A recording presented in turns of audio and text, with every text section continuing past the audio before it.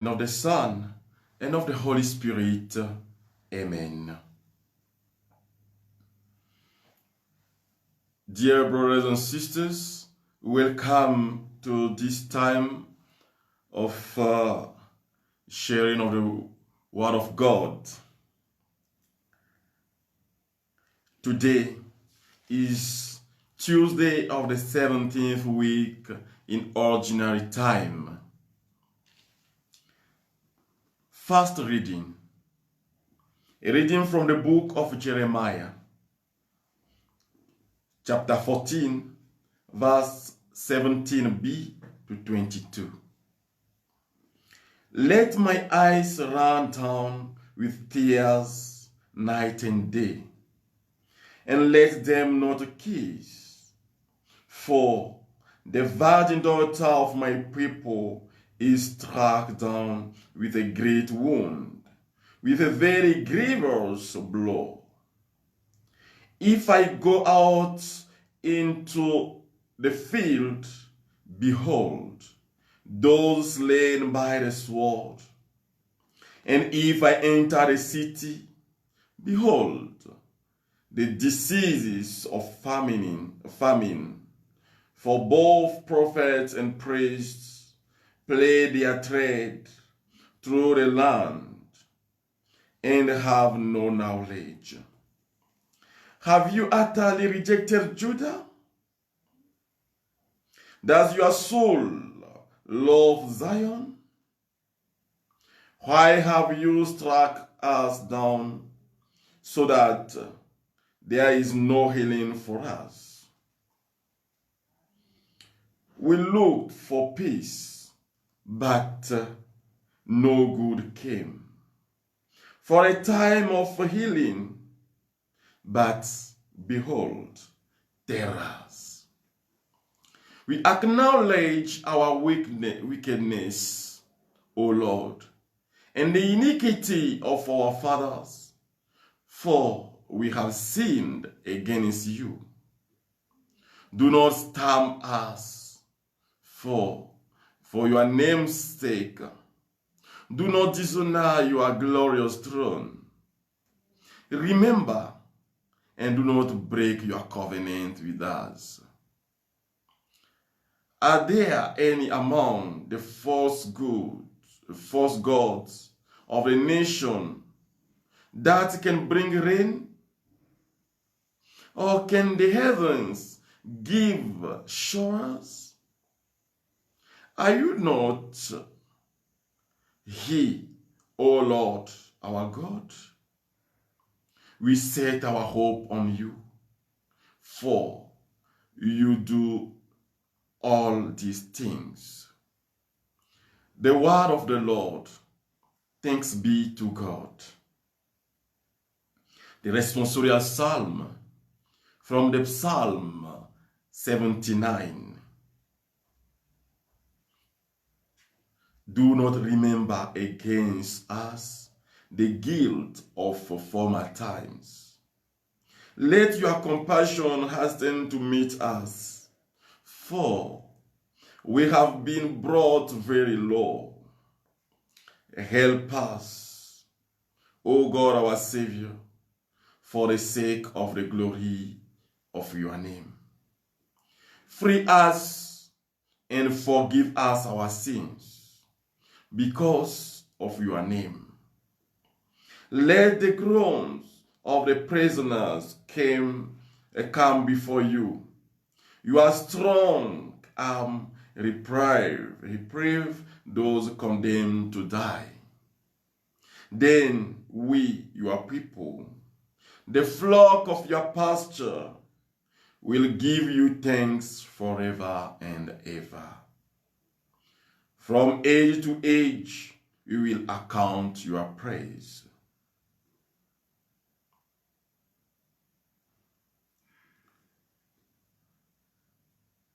The Lord be with you. A reading from the Holy Gospel according to Matthew. Glory be to you, O Lord. Matthew chapter 13, verse 36 to 43. At that time, Jesus left the crowds and went into the house. And his disciples came to him, saying, "Explain to us the parable of the weeds and the field." He answered, "He who sows the good seed is the Son of Man. The field is the world, and the good seed means the sons of the kingdom. The weeds are the sons of the evil one, and the enemy who sowed them is the devil. The harvest is the close of the age, and the reapers are angels. Just as the weeds are gathered and burned with fire, so will it be at the close of the age. The Son of Man will send his angels, and they will gather out of his kingdom all causes of sin and all evildoers, and throw them into the furnace of fire, where there will be weeping and gnashing of teeth. Then the righteous will shine like the sun in the kingdom of their Father. He who has ears, let him hear." This is the gospel of the Lord. Praise to you, Lord Jesus Christ. Brothers and sisters, this morning, it is important for us to discover two things in the Word of God that the Holy Church is asking us to read and meditate today. The first one is that we are in the world where evildoers are, and also those who are doing good are. And because you are doing something good, know that evildoers can walk and try to destroy. It is the situation of the world today. When we see what is happening in the world, the evil is everywhere. Can you imagine that? Nothing can move because people maybe arranged themselves to destroy lives of human beings. And prophets are not understanding anything. Priests are not understanding anything.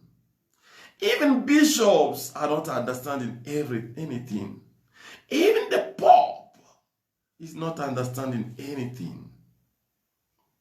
Because if we understand, people won't die day and night. The evil is in the world. That's why the prophet Jeremiah can say, I am... Oh, let me read it for you, brothers and sisters. "Let my eyes run down with tears night and day, and let them not kiss." Because of what is happening in the world, priests and all those who are working in the vineyard of the Lord have to cry for the Lord, to ask for his forgiveness, to ask for his presence, his intervention, so that the world can receive a total release. The second thing I want to tell you is is connected to the first one, but is calling us to live a life of conversion. Yet, the final of the second reading is saying, we set our hope on you, for you do all these things. You give life, you give peace, you give reconciliation. You are the Lord of heaven and earth. Yes, you can heal us. Yes, you can destroy the evil which is in our life. Yes. But what is important, brothers and sisters, is to have a heart of conversion. To turn our hearts to the Lord. To open ourselves to the Lord. And to benefit the sweetness of his heart. Who are evildoers if it's not, brothers and sisters? This is a spiritual conclusion that I'm giving to you. If it is not those who are gossipers, those who are liars, corrupters, those who are killing in the world, those who are committing abortion, fornication, and so, isn't it evildoers?